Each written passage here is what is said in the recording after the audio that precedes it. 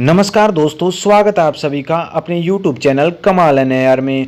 और अभी की एक बड़ी खबर निकल कर सामने आ रही है। नेपाल के जो विदेश मंत्री है प्रदीप कुमार ग्यावली, उन्होंने कहा है कि जो गोरखा के लिए त्रिपत्रीय समझौता हुआ था वो निरर्थक है। तो वीडियो के अंत तक बने रहिए, बहुत इंटरेस्टिंग वीडियो होने वाला है आज का। और अगर आप नए हैं चैनल पे तो सब्सक्राइब कर लीजिए। हम सभी बातें जानेंगे कि त्रिपत्रीय समझौता क्या था और उस पर क्यों अब निरर्थक बताया जा रहा है और क्यों सवाल उठाए जा रहे हैं।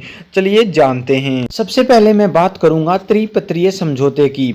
जी हाँ दोस्तों, जब भारत आज़ाद हुआ था उस समय का ये समझौता है। जैसा कि हम सभी जानते हैं, गोरखा रेजिमेंट में जितने भी सैनिक थे, जितने भी गोरखा थे, वो बहुत बहादुर थे। और हमने हमारे दादा परदादाओं से गोरखा के बारे में बहुत कुछ सुना है। उन्होंने जो भी युद्ध किया वो जीता ही है। वो बहुत बहादुरी के किस्से सुनने में अगर कहीं आते हैं तो वहाँ पे गोरखा का नाम जरूर आता है। और ये संधि इसीलिए हुई थी। ब्रिटिश शासन के दौरान ब्रिटिश ने भी गोरखा को रखा था और उसके बाद गोरखा उससे अलग हो गए थे। लेकिन जब भारत आज़ाद हुआ तो ब्रिटिश शासन ने ये कहा कि जो गोरखा हैं वो ब्रिटेन, भारत और नेपाल की किसी भी सेना में भर्ती हो सकते हैं और उन्हें वो सब कुछ मिलेगा, वही सैलरी मिलेगी जो भारत के सैनिकों को मिलती है। और अगर वो ब्रिटेन में भर्ती होते हैं तो उन्हें वही सैलरी मिलेगी जो ब्रिटेन के सैनिकों को मिलती है।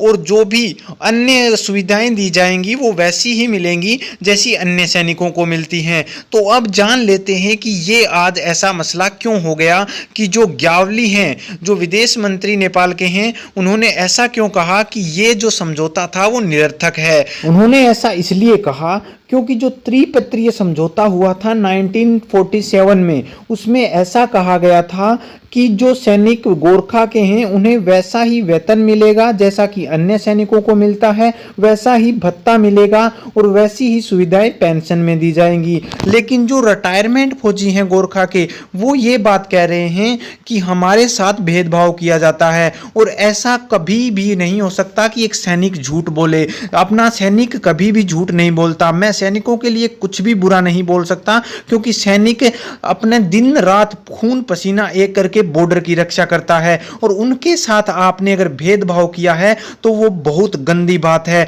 और ये समझौता वास्तव में निरर्थक होता है। फिर तो जब गोरखा रिटायरमेंट जवानों की ये बात नेपाल के प्रधानमंत्री केपी शर्मा ओली के पास पहुंची तो 2019 में जब वो ब्रिटेन दौरा करने गए थे तो उन्होंने इस मुद्दे को ब्रिटेन के प्रधानमंत्री टेरेजा के सामने रखा कि जैसा कि त्रिपत्र समझौता हुआ था उसके अनुसार आप गोरखा सैनिकों को कुछ भी नहीं दे रहे और उनमें भेदभाव कर रहे हैं, इसलिए इस समझौते पर अब चर्चा होनी चाहिए। इसके बाद तो फिर Nepal institute of international relation ने भी इस पर चर्चा की और अब नेपाल के विदेश मंत्री ग्यावली भी यही बात कह रहे हैं कि जो समझौता हुआ था त्रिपत्रीय वो निरर्थक है, उस पर दोबारा चर्चा की जाए और उसे सही ढंग से किया जाए।